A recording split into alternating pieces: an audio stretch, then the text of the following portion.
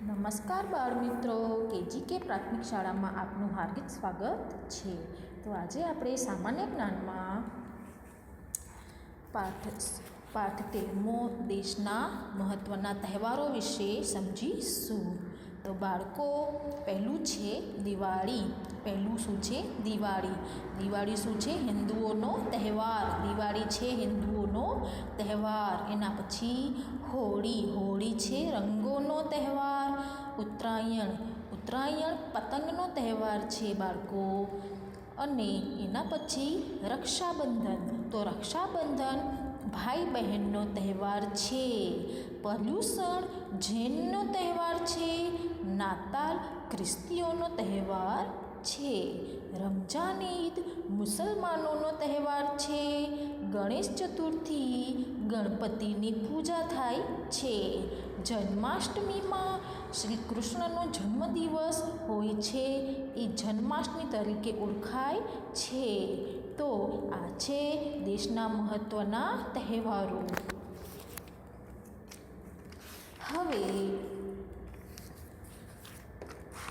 સ્વાધ્યાયમાં તમે જુઓ તો આપણો આઝાદ દિન કયો છે? 15મી ઓગસ્ટ આપણો આઝાદ દિવસ છે. નાતાલ ક્યારે આવે છે? નાતાલ 15મી ડિસેમ્બરના દિવસે આવે છે.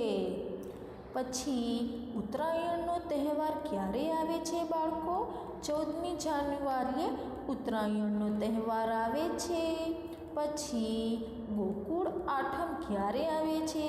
જ્યારે શ્રાવણ વદ આઠમ હોય ત્યારે ગોકુળ આઠમ કહેવાય છે. અને ગાંધી જયંતિ ક્યારે હોય છે? તો 2 ઓક્ટોબર ગાંધી જયંતિ હોય છે. એના પછી પતંગનો તહેવાર ક્યારે હોય છે? તો પતંગનો તહેવાર ક્યારે હોય છે બાળકો? ઉત્તરાયણના તહેવારમાં પતંગનો તહેવાર આવે છે. હવે ખાલી જગ્યા પૂરો. તો હિન્દુઓનો મુખ્ય તહેવાર કયો છે બાળકો? દિવાળી. રંગોનો તહેવાર. રંગોનો તહેવાર હોળી ગણાય છે.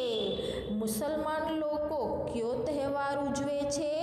રમઝાન ઈદ. મુસલમાન લોકોનો તહેવાર કયો ગણાય છે બાળકો? તો રમઝાન ઈદ.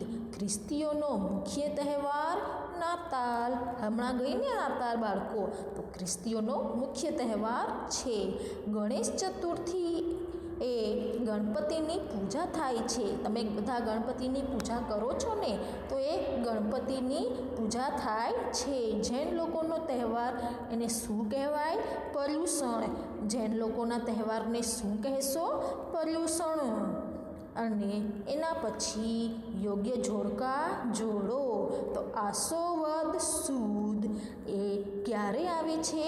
દિવાળીના દિવસે. 5મી સપ્ટેમ્બર શું હોય છે? શિક્ષક દિન. 5મી સપ્ટેમ્બરે શું હોય છે? શિક્ષક દિન. 14મી નવેમ્બરે બાલ દિન. 14મી નવેમ્બરે શું હોય છે બાળકો? બાલ દિન. તો આજે આપણે દેશના મહત્ત્વના તહેવારો વિશે જાણ્યા અને સમજ્યા. એના પછી આપણે સ્વાધ્યાય પણ પૂરું કર્યું.